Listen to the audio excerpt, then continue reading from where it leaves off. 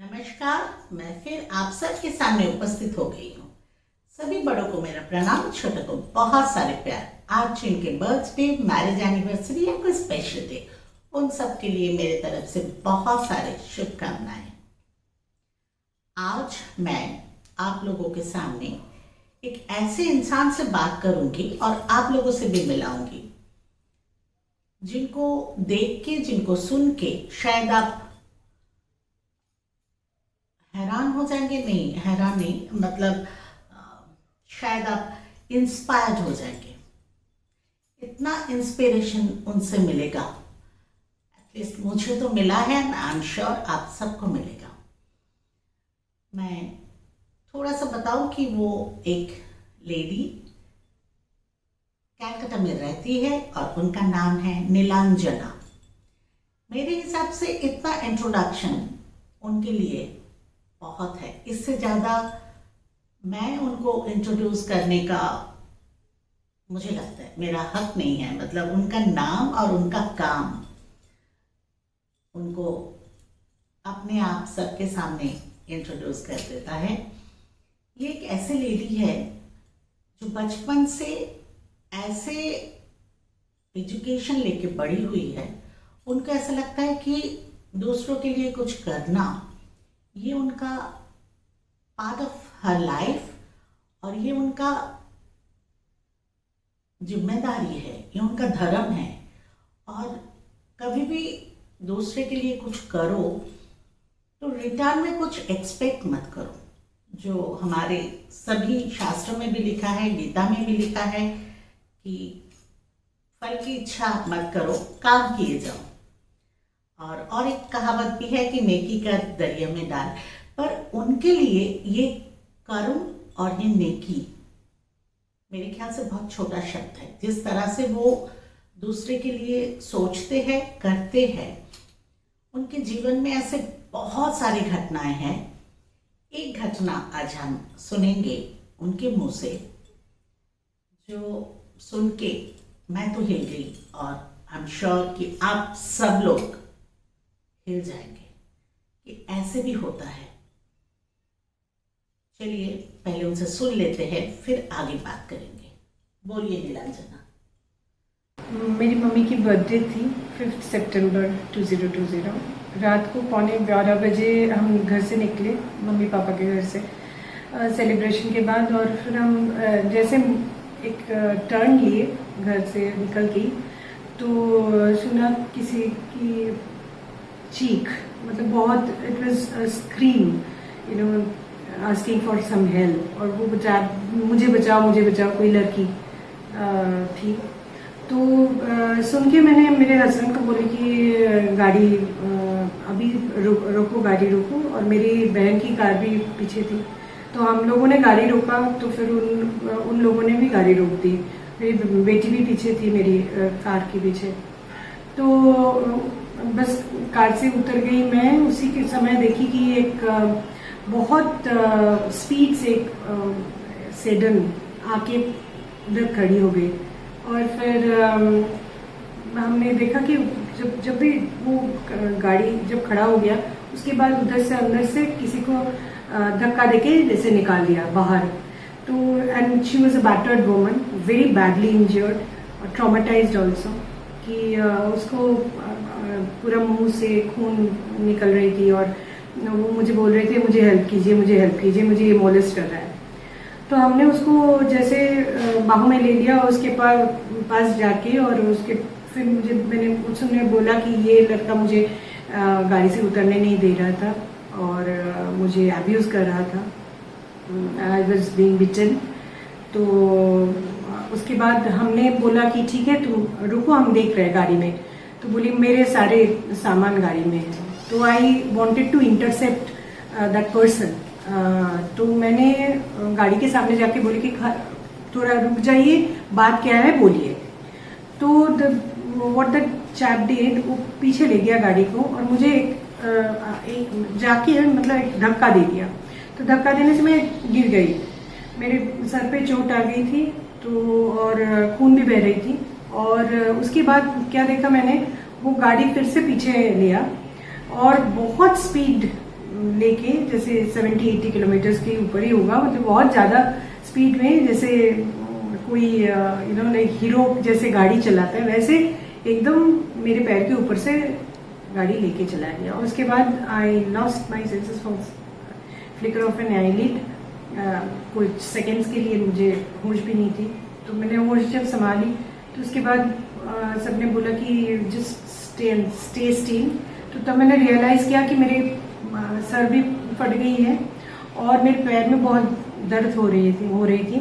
और बाद में पता चला कि मेरा जो पैर का जो शीन बोन है, लेफ्ट लेग का जो शीन बोन है, वो बीच में से टूट के चमड़ा और मांस से निकल के जैसे it pierced out of my leg. तो मतलब वो बाद में तो जो है मेरा सीटी स्कैन हुआ मेरा सर का, और फिर तभी इम्पैक्ट जो था बोले, बाद में डॉक्टर बोले कि बाद में you have to undergo different stages of treatment sir के लिए, क्योंकि बाद में ब्रेन को अफेक्ट कर भी सकता है। और पैर का जो है वो तो देवर 3 ऑपरेशंस, और अभी जाके मैं खड़ी हो पाई हूँ अपने पैरों पे फिर से दोबारा, और आप लोगों के सामने मैं हूँ अभी। उसके बाद क्या, मेरे हस्बैंड जो थे वो हम 100 में डायल किए, तो 100 से इतना अच्छे से उन लोगों ने पूरा केस को लिया, और उसके बाद तुरंत उन लोगों ने एक ट्रॉमा एम्बुलेंस भेज दिया अलॉन्ग विद 2 सर्जन्स।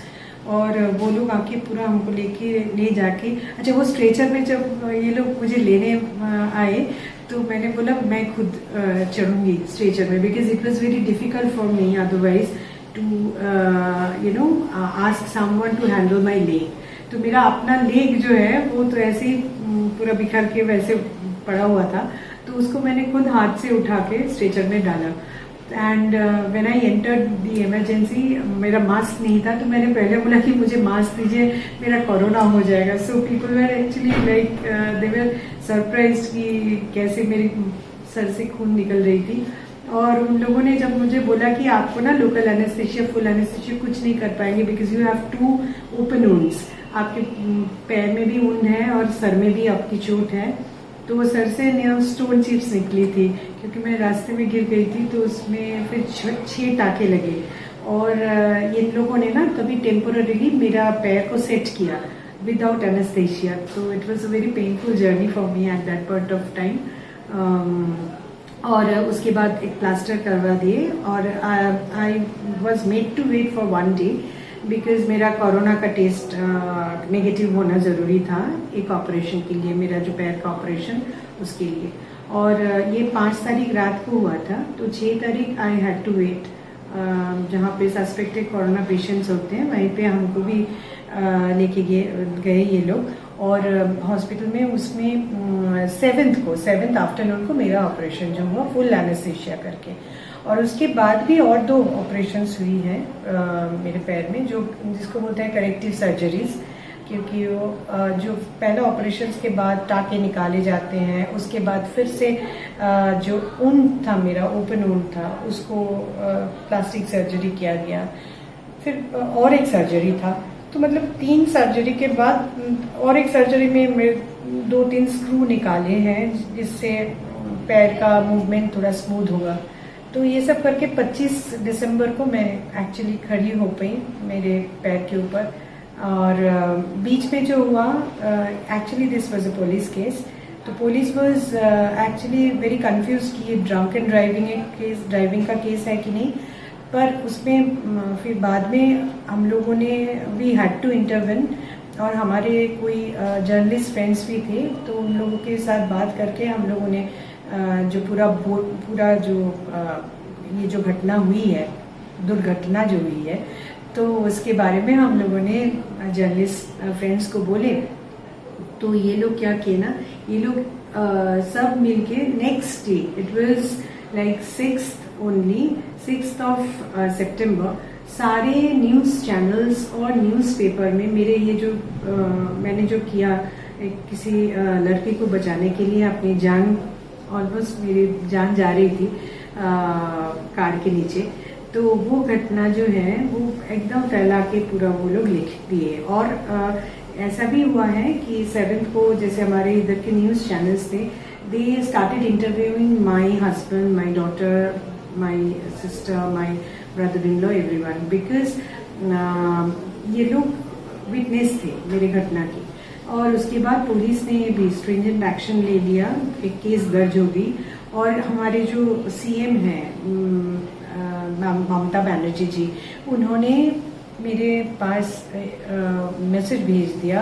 तभी जो पुलिस कमिश्नर थे मिस्टर अनुज शर्मा जी ने मुझे फ़ोन करके बोले the Calcutta police is with you and our CM is also with you and she has sent a message that you should not lose your heart।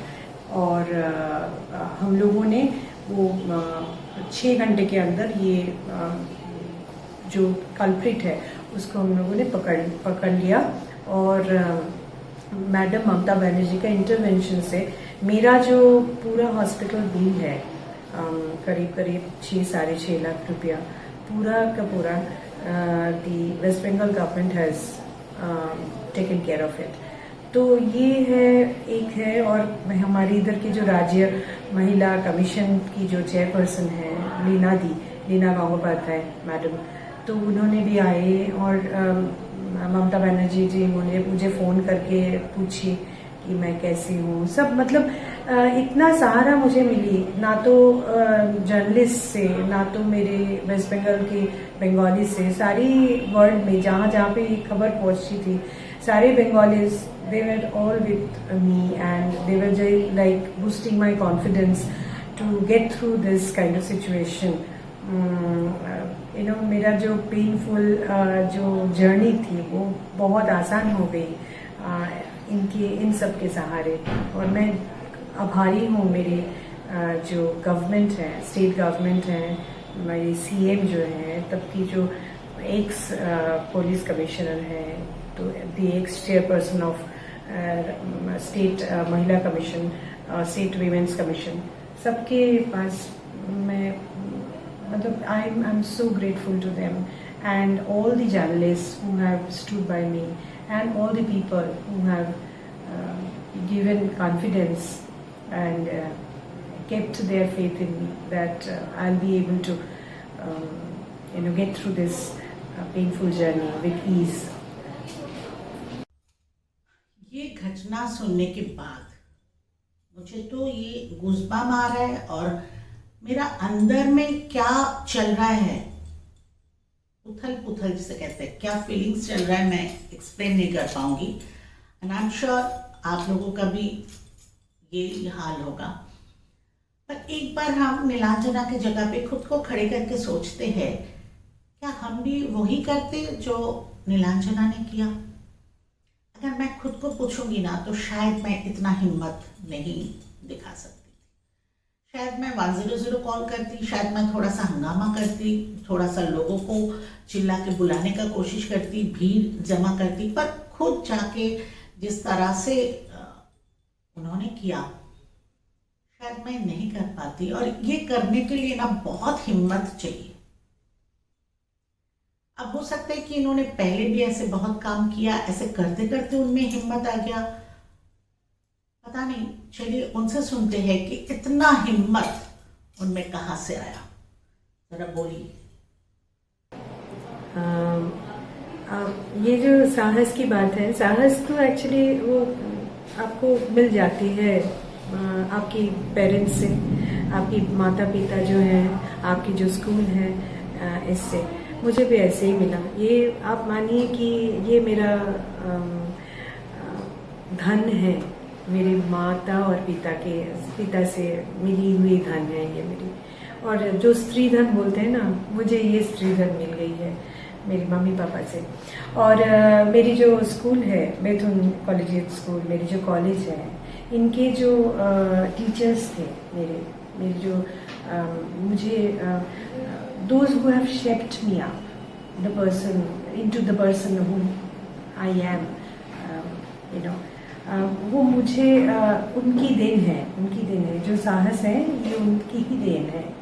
और एक चीज़ और भी है, मेरे मम्मी पापा हमेशा हमको बोलते थे कि अगर आप मतलब मानविक होना चाहते हैं तो आपके लिए 3 चीज होना बहुत जरूरी है।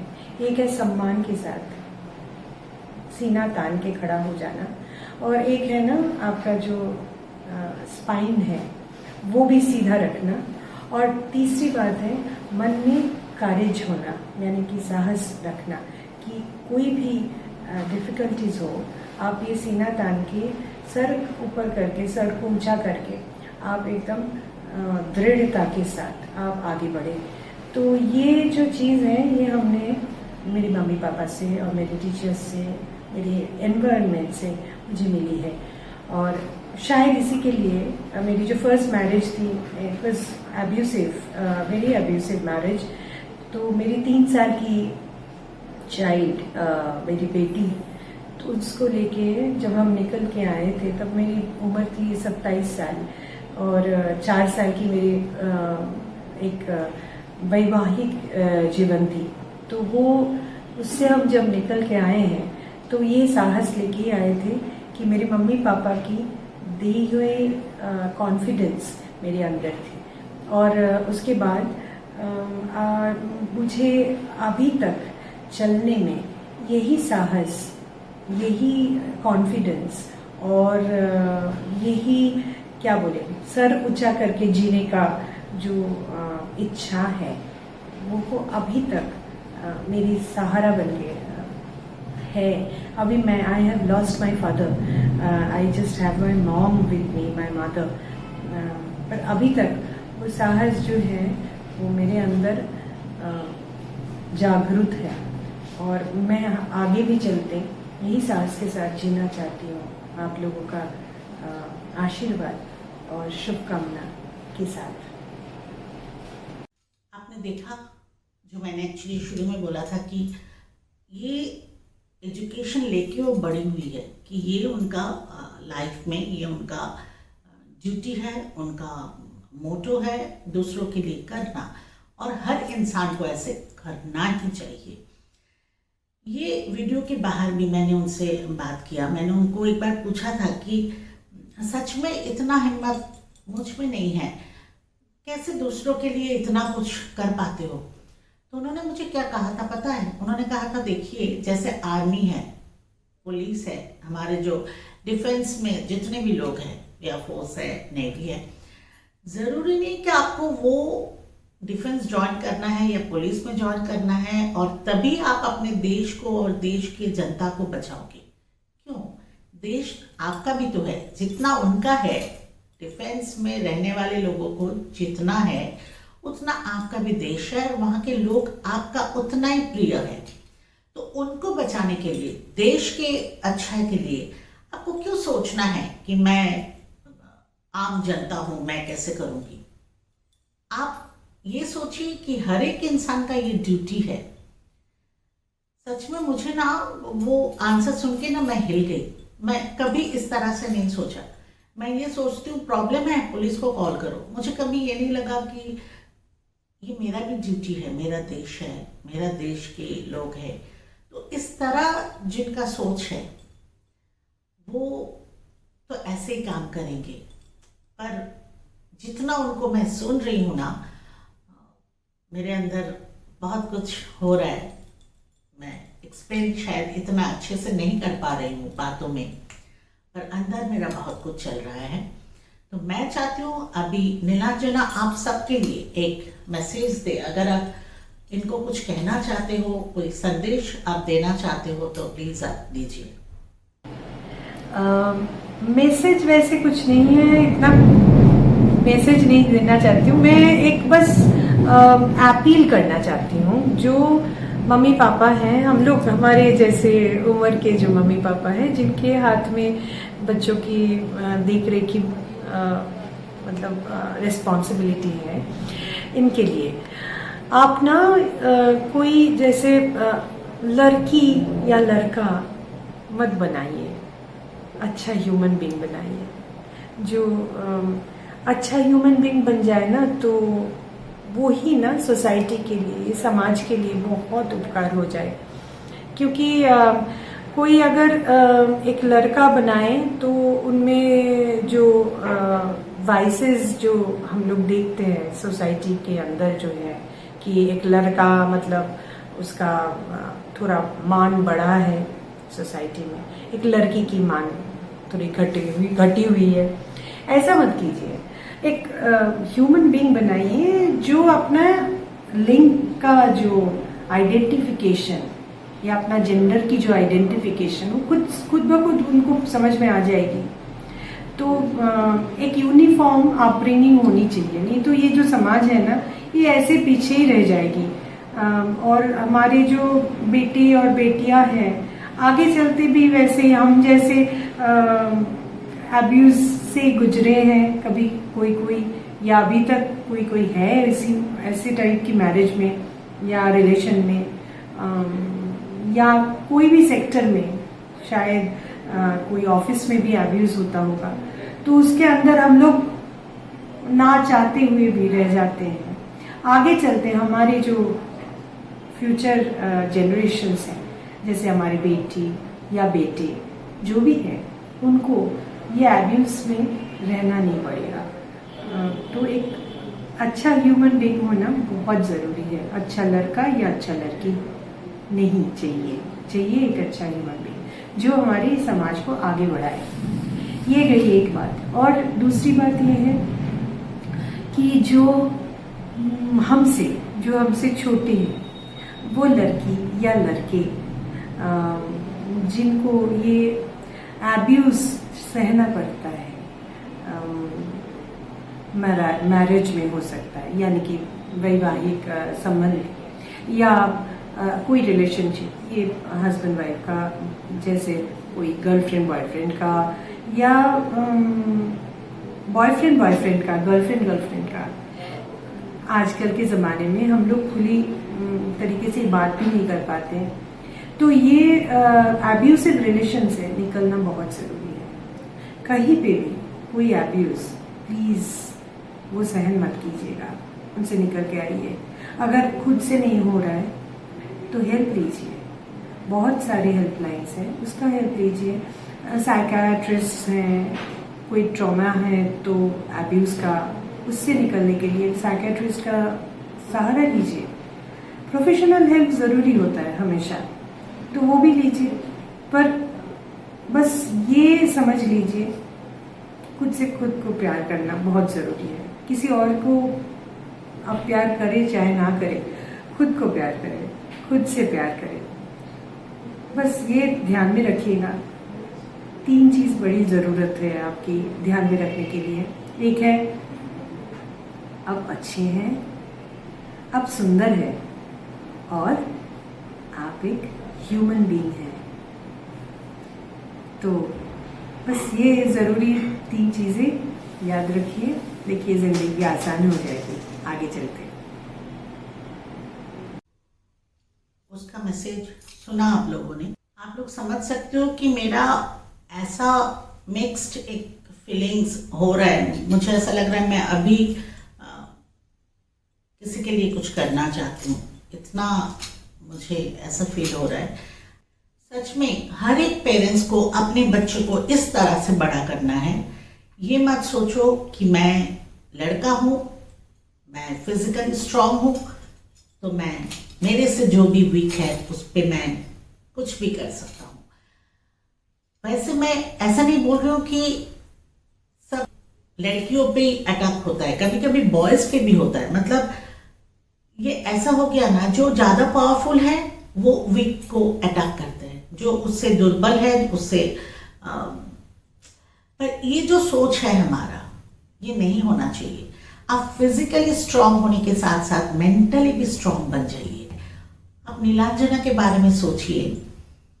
मैं सोचती हूँ अगर 130 करोड़ का आबादी है हमारे देश में, उसमें 1 लाख छोड़िए, कुछ हंड्रेड्स अगर नीलांजना बन जाए तो ही हमारे देश का पूरा सिनेरियो बदल जाएगा।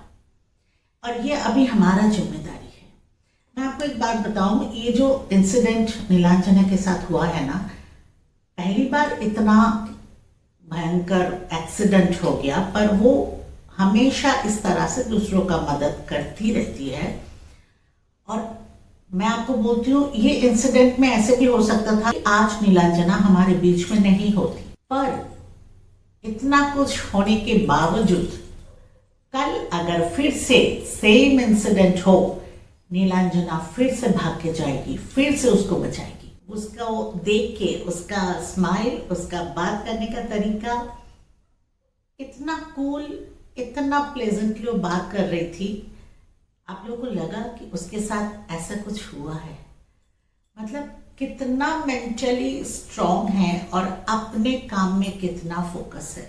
तो ये जो मेंटल स्ट्रेंथ है उसमें, उसको मुझे ऐसा लगता है कि हम सब में इस तरह से खुद को तैयार करना है कि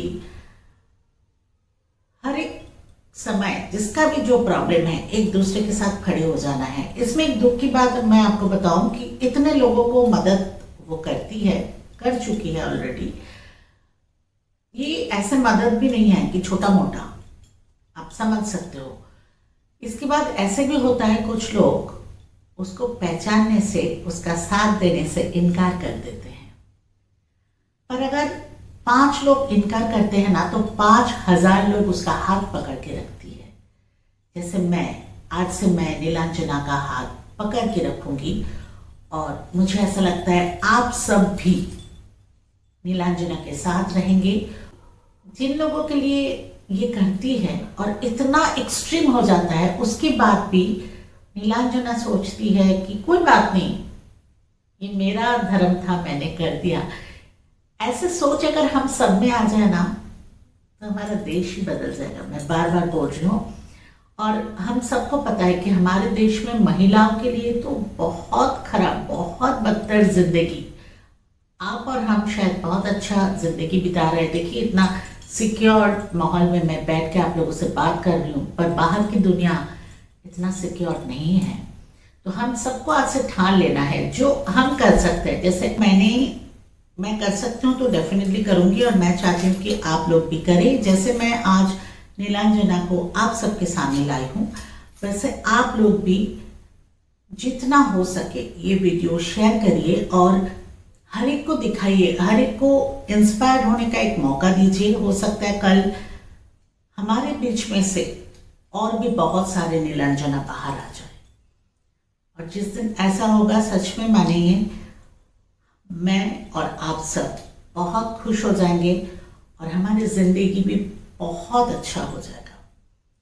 तो मैं एक्चुअली क्या बोलूँ, वैसे तो बहुत कुछ बोलने का मन हो रहा है, फिर मैं बहुत अच्छे से बोल भी नहीं पा रही हूँ। इतना ऐसे एक मतलब इमोशन बोलो, सेंसिटिविटी बोलिए, फीलिंग्स बोलिए, सब एक मिक्स्ड ऐसा चल रहा है मेरे अंदर कि मैं बहुत अच्छा से बोल भी नहीं पा रही हूँ।